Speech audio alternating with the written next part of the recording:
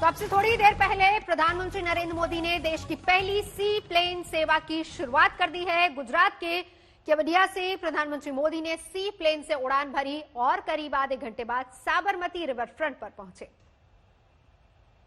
Landing इसी तरीके से की जाती है जिसमें ये पानी में तो तस्वीरें साबरमती रिवर फ्रंट पर प्रधानमंत्री नरेंद्र मोदी पहुंच चुके हैं। देश की पहली सी प्लेन सेवा जिसकी शुरुआत हो चुकी है, ये तस्वीरें आपको वहीं से दिखा रहे हैं। आज सरदार पटेल की जयंती, एकता दिवस, एकता परेड में शामिल होने के बाद प्रधानमंत्री नरेंद्र मोदी ने सी प्लेन का उद्घाटन किया। केवडिया से लेकर अहमदाबाद साबरमती रिवर फ्रंट तक प्रधानमंत्री नरेंद्र मोदी पहुंचे और ये एक ऐसा सपना, एक ऐसी कल्पना जो साकार हुई है और जिसका गवाह हर कोई बना। श्वेता इस वक्त हमारे साथ लगातार जुड़ी हुई है। श्वेता, अभी वहां पर क्या हलचल है? प्रधानमंत्री का कार्यक्रम क्या रहने वाला है आगे का?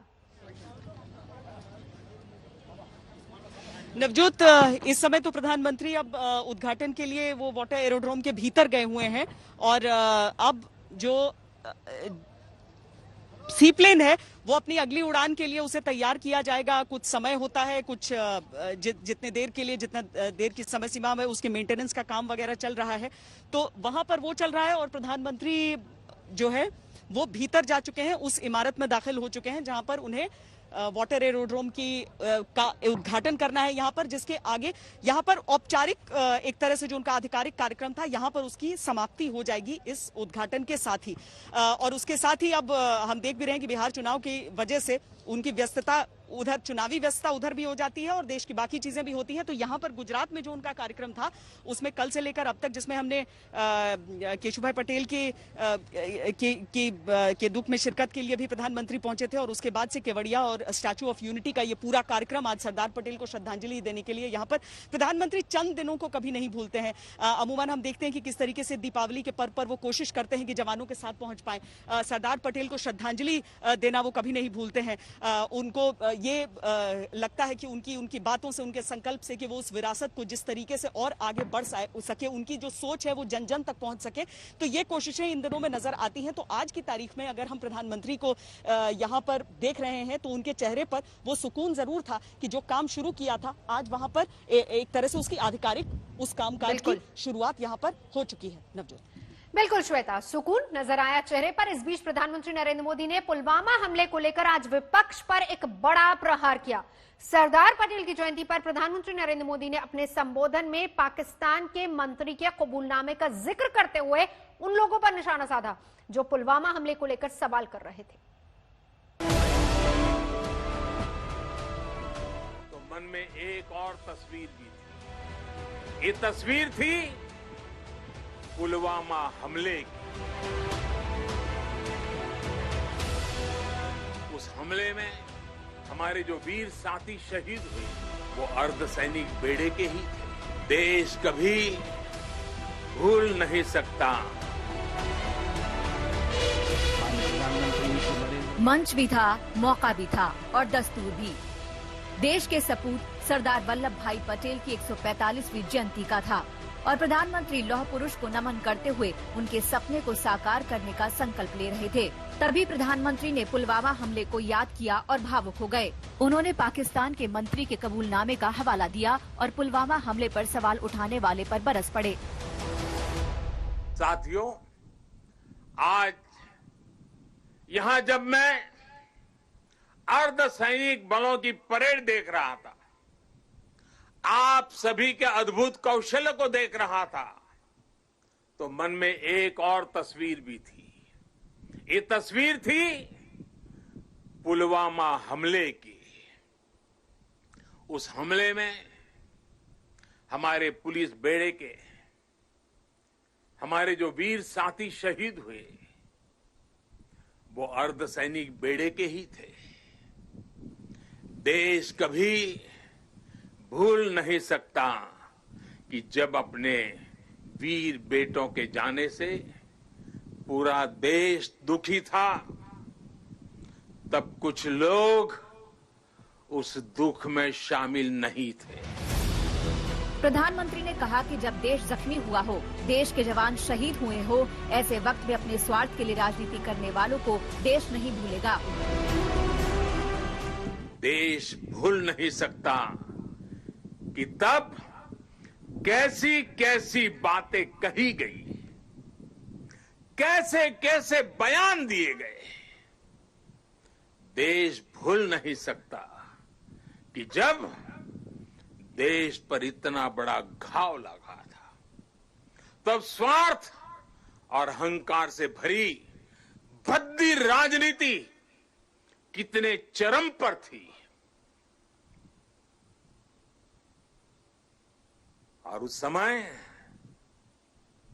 उन वीरों की तरफ देखते हुए मैंने विवादों से दूर रह करके सारे आरोपों को झेलता रहा।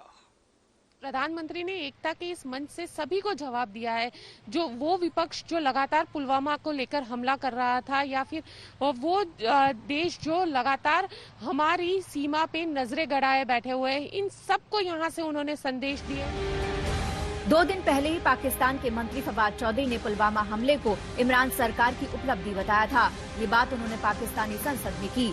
आप खुद सुन लीजिए कैसे पाकिस्तान बेनकाब हुआ था। जिस एतमाद से उन्होंने आके ये बातें की यहाँ पर कि स्पीकर जनाब शाह महमूद कुरैशी साहब की टांगें कांप रही थी, कह रहे थे हिंदुस्तान हमला कर रहा है। हमने हिंदुस्तान को घुस के मारा है जनाब स्पीकर वहां पे। और पुलवामा में जो कामयाबी है, पुलवामा में जो हमारी कामयाबी है, वो इमरान खान की क़यादत में इस कौम की कामयाबी है।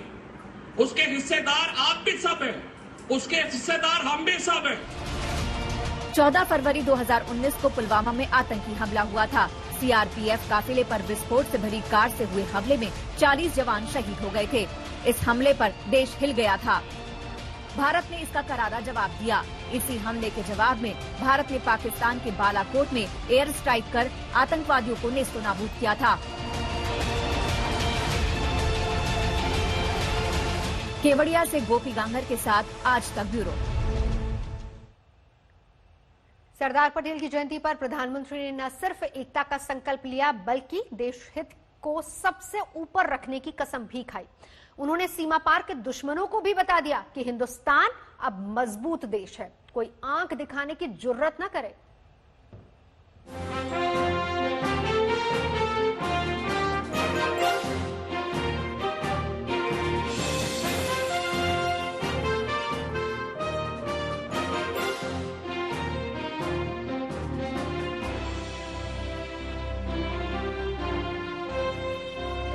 देश की एकता के सूत्रधार देश के सरदार को देश के पीएम का सलाम।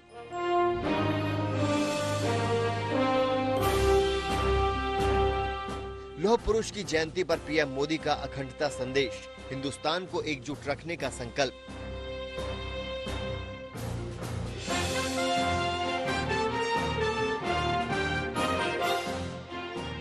ये लौह पुरुष को पीएम मोदी का सलाम है। सरदार पटेल की जयंती पर उनके सपनों को साकार करने का संकल्प हो रहा है।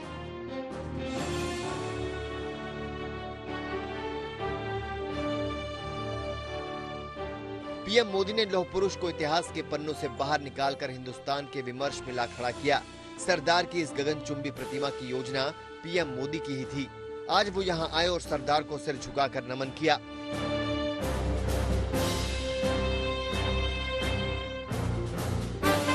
पीएम मोदी ने सरदार की जयंती को देश की एकता और अखंडता का प्रण दिवस बना दिया है। आज जब वो एकता परेड में आए तो उन्होंने देश की अखंडता की शपथ दिलाई। मैं सत्य निष्ठा से शपथ लेता हूं कि मैं राष्ट्र की एकता, अखंडता और सुरक्षा को बनाए रखने के लिए स्वयं को समर्पित करूंगा और अपने देशवासियों के बीच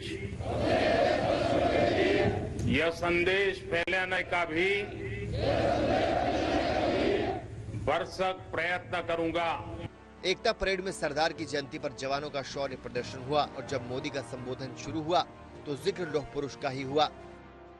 आज देश कोरोना से उभर भी रहा है और एकजुट होकर आगे भी बढ़ रहा है।